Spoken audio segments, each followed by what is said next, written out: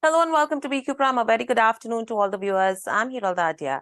One stock that has been in focus is a CE Infosystems. People know it as Mapmyindia better, so I'll keep saying Mapmyindia. Overall, the numbers, if you go to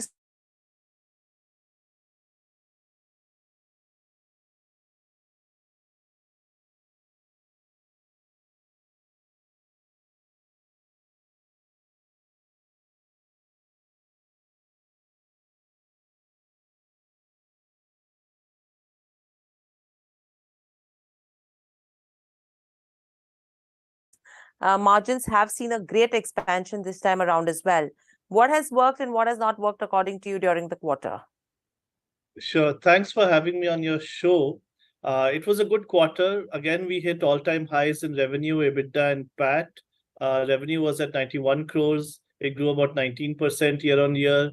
EBITDA was at around 44.5% margin, 40.5 crore and growing at 32.5%. And PAT was at 33 crores, growing 30% year on year and with a PAT margin of 33%. So overall, I think both on a year-on-year basis, and specifically year-to-date, year-on-year, which is the right way to look at the company. I think financially we are in a strong position. And as you rightly said, that IoT-led margins continue to show good expansion, from 4% 3 quarters ago to 6%, and now to about 8% in this quarter. And even the map-led margins, which were at 54% the previous quarter, are now at 56%. So overall, good from a margin point of view. Revenue growth also good, and we're excited about the second half of the year that is to come, especially Q4. Right. So where are you seeing traction come from going ahead now? Sure. I mean, broad-based traction and adoption, both automotive and mobility tech, as well as consumer tech and enterprise digital transformation. On automotive, what was nice is our volume, meaning the attach rate, was faster compared to industry growth. So more and more vehicles are coming built in with our solutions. Also, the spectrum of our solutions, what we call N-case, saw adoption. So we had our first win around supplying IoT for line fit for an automotive OEM, as well as providing a connected vehicle platform to a commercial vehicle bus OEM, as well as a shared mobility platform, what is called mobility as a SaaS for four-wheeler OEM. So rounding out navigation, ADAS, and electric with these connected and shared solutions. Also, defense, we achieved defense revenues based on executing projects for the defense. This is an important market segment. We see that growing in the future. And then across corporates and government for our digital transformation and API solutions, map and data solutions, even IoT, we saw many sectors with wins and go lives for various use cases. And finally, what's interesting is besides our B2B and B2B2C business, our B2C Mappers app, that saw a lot of traction in this year, in this quarter. We crossed 10 million downloads on Android, lifetime downloads, and we crossed 1 million lifetime downloads on iOS. So total 11 plus million downloads, and people are really appreciating the benefits and features and differentiation between Mappers app versus the traditional default Maps app that is pre-installed. That, along with our Mappers gadgets, which is a consumer-focused products, is rounding out our B2C business opportunity, which is a new growth opportunity for us. Right. So overall, Rohan, from here on, what is that key milestone in terms of growth that you're looking at if you have to look at FY24? Because if we extrapolate this, would it be right to say that, say, around 400 odd crores in terms of FY24 is a good possibility from a top line perspective?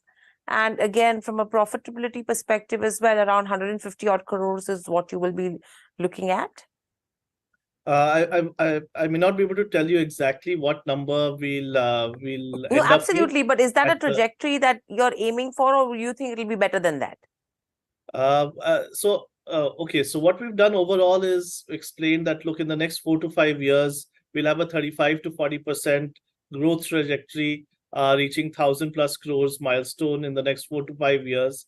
And the track record of the company has been 35 to 40%. We are working towards a 40% growth in this year compared to last year, and we are working towards having a 40% plus margin on the EBITDA side. So those are the numbers that we are working towards, and we hope that we'll touch that in the next couple of quarters. Okay. And overall, the product mix has been changing as well slightly, and that's what is aiding margins as well. So where do you see that moving from here on if you have to look at the various segments? Yeah, specifically in the IoT led, we did have a change in product mix, more towards SaaS, more towards premium products, and that really helped us. That's one of the levers that helps us in increasing the IoT led business margins. Operational efficiency was another lever that we applied, and in general, there will be an operating leverage for IoT led business, which will kick in after a certain time. The way in the map led, you are seeing both operational efficiency and operating leverage kick in. And so that's where both sides margins are expanding. But at the same time, we are cognizant of the fact that we want to invest both on product and on market or customer access for our products. We're a deep tech digital products and platforms company. So investments in innovation, creating new products which are breakthrough and keep us ahead of competition is what we're always focused on. So we'll use that extra margin cushion from the first half of the year to expand on our investments in the time to come. Right. What's the strategy looking like in terms of B2B and B2C? Because B2B as well, if you have to look at your top 10 customers, how much of the revenue contribution comes from them, and how are you going to expand B2C? In terms of customer concentration or diversification, I think for the last 3-4 years, we've been showing continuous expansion in terms of number of customers who are contributing 80% of the revenue. It's went from, let's say, slightly less than 20 to 25 and then beyond. I don't remember the exact number, but we reported this with our Q4 FY23 results. But it's continuously expanding. We have gone from 600 plus customers to 850 plus customers as of the end of FY23. So larger bouquet of or larger portfolio of customers is on one side our focus. And I may have missed the other part of your question. Maybe you can repeat it if you like. Sorry. Yeah. So what I was asking is in terms of the top contributors from large clients and B2B to B2C. Yeah. What's the strategy with B2C? Correct. Yeah, absolutely. Yeah, B2B, as we said, look, this automotive mobility, consumer tech, enterprise digital transformation, automotive OEM customers, corporates, government, new age tech companies, we continue to land and expand. We have so many use cases for each company based on our multiple products and platforms. So as we enter, we try to expand the use cases as well as the customer expands their own usage. Our revenues go up. So that's B2B, and that's what gives us the confidence in the time to come. On B2C, it's altogether different. With more and more consumers using and adopting our Mappls app, there's an opportunity to upsell Mappls gadgets and subscriptions linked to that, which are basically gadgets like dash cameras so that you can remotely monitor video of your car, or through the GPS trackers, the movement, or through the smartphone connected infotainment systems, or even for two-wheeler riders, these helmet kits that enable you to navigate safely or travel safely. So those gadgets and those subscriptions will add a dimension to our consumer business. And then at some scale, advertising and commerce opportunities also open up. So that's something that we are focused on, growing the scale of our consumer app, and then monetizing on the B2C side as well. Right. So I think that is going to be a segment which will pay off as well in the future.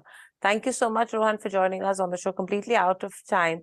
So these are short conversations that we have during the earnings. Thank you. Stay safe and speak to you soon again. So that's the management with regards to Mapmyindia. Overall, if you see from a year-on-year basis as well, a 30% growth is that has already come in. And plus, again, they've broken records in terms of their quarterly numbers as well. If you see the stock, clearly, good returns that we've seen on the counters so far. Overall, today as well, the stock is trading in the positive, but the outlier is on a YTD basis, the stock has more than doubled. That's all that we have in this session. Thanks for watching, and lots more lined up on the other side. Please stay tuned to Keep Prime.